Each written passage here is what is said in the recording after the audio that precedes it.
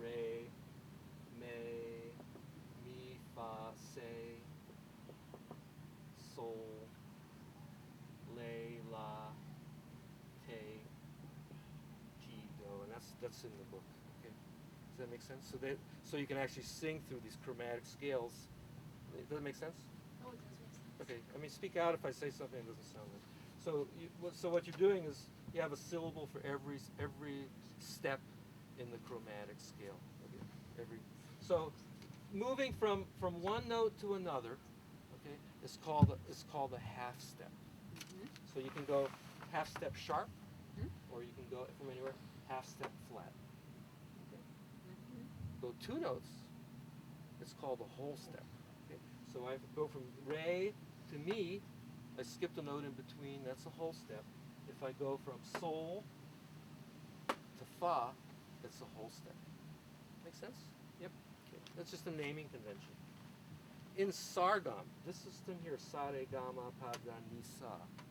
Okay, they don't pull out separate syllables for the chromatic notes. Okay. So Shabda singing, sa re ga ma pa da ni sa, but if he does two ragas in a row, he'll use the same syllables. He'll use the same starting note because it's really hard to tune a tambura, but the actual vibrations of each one of those sargam syllables may be a different vibration or a different overtone in the Indian chromatic scale. Make sense? Wow. Okay. So in particular, so now I can kind of maybe talk to you about, okay, you have all these possibilities in a chromatic scale. Shabda, the Bhairav scale that Shabda is singing is 1, flat 2, flat 3, 4, 5, flat 6, flat 7. Okay, and that's what we were singing this morning. Okay, this scale. So in Western music, this is the mode called Phrygian mode. In Indian music, they called it Bhairav. So, okay.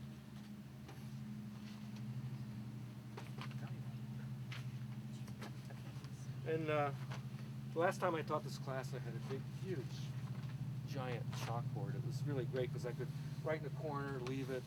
Nobody erased it overnight, and I came back, everything was still there, so I could kind of go, hey, remember we were over here, and over here, over there, like that. I can't quite do that here. Okay. So now what happens? So these are the basic naming. You do things by numbers, like this. Okay. You do things by sargam, or the Indian syllabic system. You do this by the Italian solfeggio system. Sol, sol, fe, gio. Anyway, these Italians, they have their own name for it. So, okay. Now, please. Before you erase that, if you have experience with this, you've experienced with shape note singing, and do they follow the same kind of? This is natural physics. You can't get away from this. Okay, so Every vibration generates this chromatic scale. so You can't get away from They it. use the chromatic scale also. They simply have a different way of. I'm not sure I don't know that much about shape singing, Oh, but they do stuff like they have hand signals. Yeah, that's another way of doing it. There's several systems. Kodai from Hungary, I think it's the Kodly system. They taught people how to sing by certain hand gestures. So that's another language for naming the notes. I don't know it, but I do remember when I was in college, we did kind of look at that system for a little bit, and I haven't retained it. So, and the shape singing, I think, does the same thing because I see people who lead choirs. We have some shape singer dances folks that come periodically, and they'll teach a song by moving their hand like that. So there's, the correlation between hand signals and the vibration they're trying to get to. So I don't know if I can answer any more than that. So, okay. Now we get to the good stuff. Oh, good.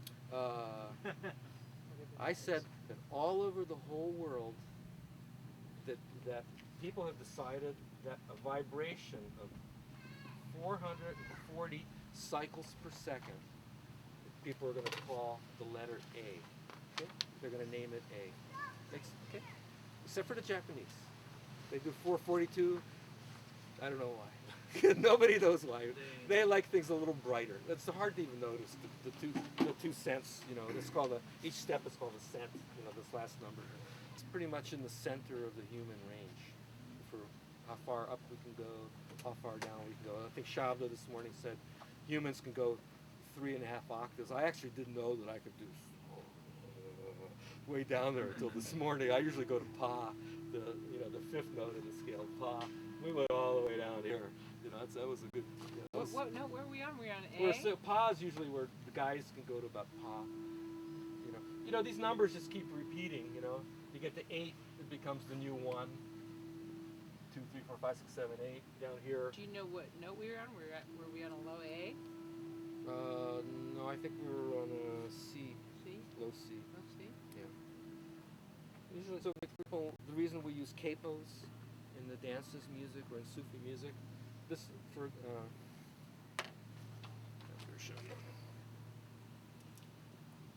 here's 1, 7, 6, 5.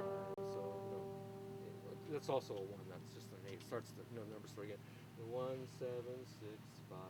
You know, do ti la sol or sa ni da pa. I can't even sing Sarga without sliding. You know, I mean, it's part of the sa ni da pa.